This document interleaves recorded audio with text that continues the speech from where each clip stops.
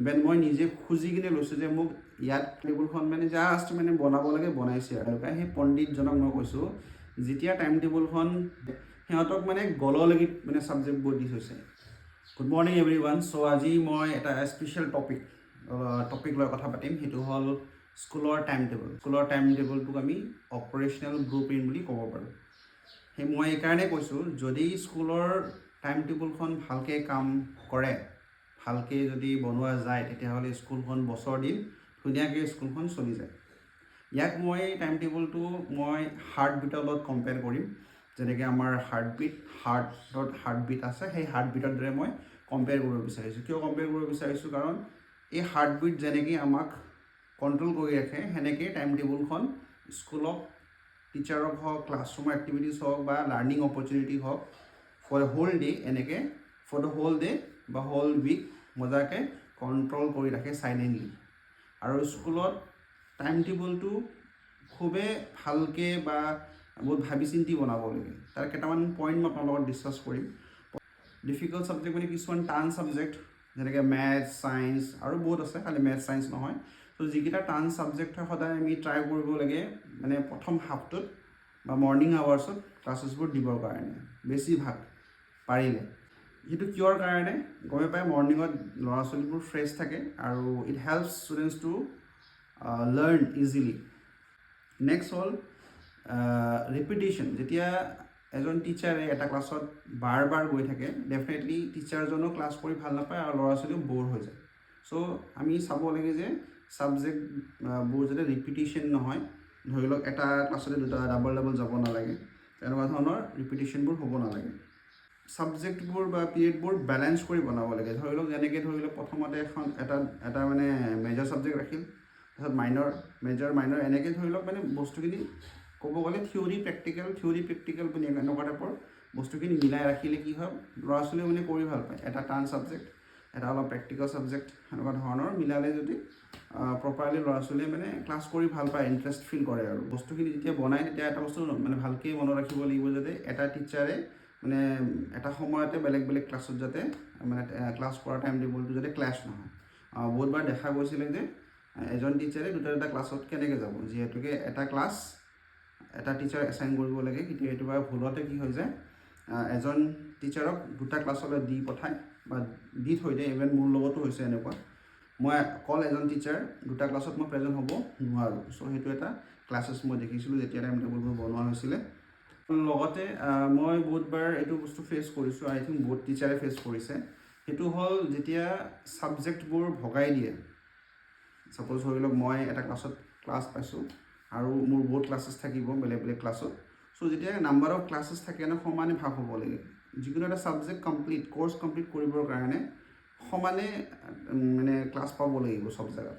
ক'ৰবাত বেছি ক্লাছ পাই আছে এটা ছাবজেক্টত, ক'ৰবাত কমকৈ পাই আছে। এনেকৈ আমি কৰ্চবোৰ কেতিয়া শেষ কৰিব নোৱাৰোঁ। তো এনেকুৱা ক্ষেত্ৰত মোৰ অলৰেডি হৈছে, যোৱা বছৰো হৈছে, তাৰ আগতো হৈছিলে। ইভেন মই নিজে খুজি কিনে লৈছোঁ যে মোক ইয়াত ক্লাছ কম আছে, মই কৰ্চ শেষ কৰিব নোৱাৰোঁ, মোক এই ক্লাছটো লাগিবই লাগিব। তো মোৰ কিছুমান ক্লাছত এনেকুৱা আছে, 5টালৈকে মেথছৰ ক্লাছ আছে সপ্তাহত, আৰু কিছুমান ধৰি লওক 3টা বা 4টা ক্লাছেছ আছে মোৰ মেথছ পিৰিয়ডত, য'ত মই ভালকৈ বিচাৰিলোঁ পঢ়াই কেনে আমি শেষ কৰিব নোৱাৰোঁ চিলেবাছটো। তো সেইকাৰণে মই নিজে ইভেন প্ৰিন্সিপালৰ লগত প্লাছ যোনে ৰুটিন বনাইছিলে তেওঁৰ লগত মই ডিছকাছ কৰি কিনে মোক কৈছিলোঁ যে মোৰ আৰু এটা ক্লাছ লাগিব, এইখিনি ক্লাছত মই শেষ কৰিব নোৱাৰোঁ। এইখিনিতে এটা কথা মোৰ মনত পৰিছে, যিহেতুকে মই ক্লাছ টিচাৰ আছিলোঁ। চ' সদায় ক্লাছ টিচাৰক বেছিভাগ সময় ফাৰ্ষ্ট পিৰিয়ড ক্লাছ টিচাৰে পায়, বা হয়তো ছেকেণ্ড পিৰিয়ড বেছিভাগ সেই ক্লাছত পায়, যোনটো ক্লাছত টিচাৰজন ক্লাছ টিচাৰ হয়। কিন্তু মোৰ ক্ষেত্ৰত যোৱা বছৰৰ পৰা মই ন'টিছ কৰিছোঁ, মই ক্লাছ টিচাৰ হয় 5C, কিন্তু মোৰ বেছিভাগ ক্লাছ আছিলে 4A। কাৰণ 4A মোৰ আগতে ক্লাছ 4A মই ক্লাছ টিচাৰ আছিলোঁ। সেইকাৰণে সেইটো মানে জাষ্ট মিলোৱাই নাই, জাষ্ট খালি ফিল ইন দ্য ব্লেংকছ বুলি কিনে ফিল ইন দ্য ব্লেংকছ ভৰাই দিছে খালি। তো ক'ব গ'লে মই টিচাৰ আছিলোঁ 5C, কিন্তু বেছিভাগ মোৰ ক্লাছেছ আছিলে 4A, যিহেতুকে মই last year 4A class teacher আছিলোঁ। তাৰমানে টাইম টেবুলখন মানে জাষ্ট মানে বনাব লাগে, বনাইছে। আৰু যোনে বনাইছে মাথা নোহোৱা মানুহ বুলি ক'ব লাগিব। আৰু মই জানো কোনে বনাইছে এইটো। তো ইয়াতো ফেভৰেটিজম হয়, সেইকাৰণে মই এইখিনি কথাখিনি কৈ আছোঁ আজি।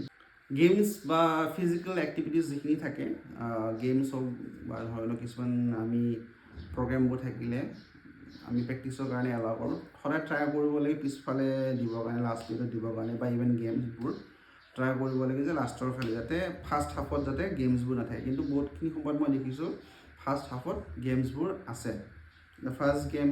ফাৰ্ষ্ট আৱাৰত যদি গেমছবোৰ থাকে তেতিয়াহ'লে ডেফিনেটলি খেলি কিনে যেতিয়া ভাগৰ লাগিব পিছৰ ফালে ক্লাছত গুৰুত্ব নিদিয়ে। আমি ডাঙৰে কৰিব নোৱাৰোঁ, সৰুৱে কেনেকৈ কৰিব। নৰ্মেলি লাঞ্চ টাইমটো কি হয়, সদায় আমি আফটাৰনুনত থৈ দিওঁ।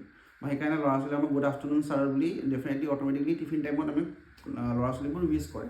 তো কিছুমান ক্ষেত্ৰত এনেকুৱা হৈছিলে যিহেতুকে আফটাৰনুনত নহয়, মৰ্ণিঙৰ আগতে পৰিছিলে, 11:45 মানত তেওঁলোকে লাঞ্চ পিৰিয়ডটো দি দিছিলে আই থিংক। চ' সেইখিনি সময়ত ল'ৰা ছোৱালীও কনফিউজন হৈছে যে এইটো মৰ্ণিঙে হয় নে আফটাৰনুন, কাৰণ নৰ্মেলি হেবিট এটা আছে যে আফটাৰনুন আমি লাঞ্চ কৰোঁ। চ' সেইটো এটা ডাঙৰ মানে প্ৰব্লেম। আৰু লাঞ্চৰ পিছত মেজৰ ছাবজেক্টবোৰ দিব নালাগে, মানে একদম ক'ব গ'লে লাঞ্চ পিৰিয়ডটো শেষ কৰি যোনটো মানে ফিফ্থ পিৰিয়ড থাকিব, সেই ফিফ্থ পিৰিয়ডটোত মেথছ ক্লাছ বা মেজৰ ক্লাছবোৰ দিব নালাগে মই ভাবোঁ। কাৰণ জানে লাঞ্চ খোৱাৰ পিছত ল'ৰা ছোৱালী কিমান এক্টিভ থাকে, সেইটো মই ক'ব নালাগে, আপোনালোকে জানিব। আৰু টিচাৰৰ যোনটো ৱৰ্কলোড, মানে ধৰি লওক ছাবজেক্টবোৰ সমানে ডিভাইড কৰি দিব লাগে। যোনে মানে টাইম টেবুলখন বনায় সেই পণ্ডিতজনক মই কৈছোঁ, যিহেতুকে সেই ভিডিঅ' চাই থাকে মোৰ লুকাই লুকাই, সেই পণ্ডিতজনক মই কৈছোঁ যেতিয়া টাইম টেবুলখন বনায় কোনো ধৰণৰ ফেভৰিটিজম নাৰাখি একমাত্ৰ ষ্টুডেণ্টৰ স্বাৰ্থত যদি টাইম টেবুলখন বনায় ভাল হ'ব। কিয় কাৰণে কৈছোঁ, বহুতখিনি সময়ত এতিয়াও টিচাৰৰ আপোনালোকে যদি কেতিয়াবা কাৰোবাক পাৰ্চনেলি জানে তেতিয়া দেখিব যে যোনজন টিচাৰক মানে ক'ব গ'লে বেয়া পায় বুলি ক'ম বা দিব পাৰে কোনো মাত নামাতে, সিহঁতক মানে গললৈকে মানে ছাবজেক্টবোৰ দি থৈছে, বহুত বেছি ছাবজেক্ট দি থৈছে, বহুত বেছি ক্লাছেছ দি থৈছে, সমানে ইকুৱেলি ডিষ্ট্ৰিবিউট হোৱা নাই। কিছুমান ক্ষেত্ৰত আপুনি এজন টিচাৰক ষ্টাফ ৰুমত টোপনি মাৰি থকা দেখা পাব, বহুত সময় ৰেষ্ট কৰি থকা সময় দেখা পাব, আৰু কিছুমান টিচাৰ খালি এনি টাইম দৌৰি আছে ক্লাছৰ কাৰণে। তাৰমানে কি, ক'ৰবাত না ক'ৰবাত ছাবজেক্টবোৰ সমানে ইকুৱেলি ডিভাইড কৰা হোৱা নাই, তাতে ক'ৰবাত না ক'ৰবাত ফেভৰিটিজম আছে। এতিয়াও বহুত ধৰণৰ কমপ্লেইন আছে, ইভেন প্ৰাইমেৰী হওক বা হাইস্কুলত হওক বা হায়াৰ ছেকেণ্ডেৰীত হওক, যোনে পাইছে গললৈকে পাইছে, যোনে পোৱা নাই। এইটো এটা ফেভৰিটিজম মেইনটেইন হয়। তো একচুৱেলি কোনো স্কুলখন টিচাৰৰ কাৰণে নহয়, প্ৰিন্সিপালৰ কাৰণে নহয়, স্কুলখন বনাইছে একমাত্ৰ ষ্টুডেণ্টৰ কাৰণে। তো ষ্টুডেণ্টে সেই বেনিফিটটো পাব লাগে। তো ইয়াত ফেভৰিটিজমটো চব জেগাত হয়, আপুনি গমেই পায়।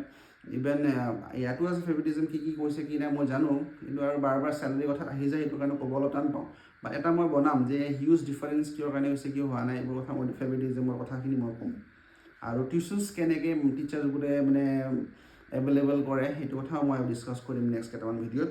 চ' যেতিয়া এক্সামিনেশ্যনবোৰ প্লেন কৰে, যেতিয়া পৰীক্ষা এটা পাতে, যিহেতুকে মই অলৰেডি কৈছোঁ, ভিডিঅ' বনাইছোঁ অলৰেডি, যে নাম্বাৰ অফ ষ্টুডেণ্টছ আমাৰ স্কুলত বেছিকৈ, সেইকাৰণে যেতিয়া পৰীক্ষাৰ টাইম টেবুলখন বনায়, কিছুমান ক্ষেত্ৰত মই দেখিছোঁ টাইম টেবুলখন যোনে বনায় মানে একদম মানে চেঞ্চ নোহোৱাকৈ বনায় টাইম টেবুলখন। অলপমান চাব লাগে যে কোনটো ছাবজেক্টৰ পিছত কি ছাবজেক্ট দিব লাগিব। আৰু এটা বস্তু চাব লাগে যে ল'ৰা ছোৱালীবোৰ সময় পাইছেনে ৰিভিজন কৰাৰ কাৰণে, বা টিচাৰে ৰিভিজন কৰাব পাৰিছেনে নাই। আৰু স্কুলৰ যিহেতুকে পৰীক্ষা হয়, আমি কিবা কাৰণত যদি ধৰি লওক প্ৰপাৰ চিলেবাছ শেষ হোৱা নাই বা ধৰি লওক প্ৰপাৰ ৰিভিজন হোৱা নাই, তেতিয়াহ'লে আমি আগপিছ কৰিব পাৰোঁ, আমাৰ হাতত থাকে। স্পেচিয়েলি 9-10ৰ পিছত যিখিনি বৰ্ড এক্সাম থাকে তাৰ বাহিৰে বাকী যিখিনি স্কুলত পৰীক্ষা পাতে সেইটো আগপিছ কৰিব পাৰে, সেইটো একমাত্ৰ দায়িত্ব হ'ল প্ৰিন্সিপালৰ। তো সেইটো বস্তু যেতিয়া টাইম টেবুল প্লেনিং কৰে, পৰীক্ষা কেতিয়া পাতিব লাগিব, কেতিয়া পাতিব নালাগে, বা টাইম টেবুলত কোনটো পৰীক্ষা আগত ৰাখিব লাগিব, কোনটো পৰীক্ষাৰ আগত গেপ লাগিব, তো সেই বস্তুখিনি তেওঁলোকে ভালকৈ জানে আৰু সেই হিচাপে প্ৰপাৰলি প্লেন কৰিব লাগে বুলি মই ভাবোঁ। আৰু এটা কথা, এইটো প্ৰেক্টিচেছ আগত আছিলে, এতিয়া বৰ্তমান নাই। যেতিয়া মই পঢ়িছিলোঁ, চ' আই থিংক বেছিভাগে নাজানে, এইখন স্কুলত মই আগতে পঢ়ি গৈছোঁ এটা ক্লাছলৈ। মই মেট্ৰিক ইয়াৰ পৰাই দিয়া নাই, বাট মই ক্লাছ 3লৈকে মই পঢ়িছোঁ, ক্লাছ 4ত মই ইয়াৰ পৰা ওলাই গৈছোঁ। সেইটো টপিকো মই ক'ম বাৰু।